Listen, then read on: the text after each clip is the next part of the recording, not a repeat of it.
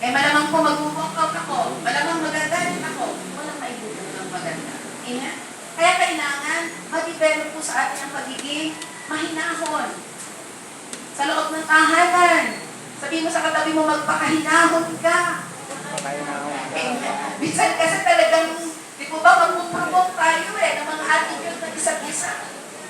Magagalit ka. Pero tandaan po natin, ang nais ng Panginoon, show gentleness. Kung gusto mong maging magkaisa kayo, maging sa loob ng church, show gentleness, magpakahinahon ka. Kahit minsan, parang hindi mo na kaya, Lord, bigyan mo ako ng kahinahunan. Di po ba? Kasi kung ang motive ng ating puso is to unite everyone with one goal, with one vision. Huwag mong i-expect na napakadaling gawin yun. Talagang maraming mga may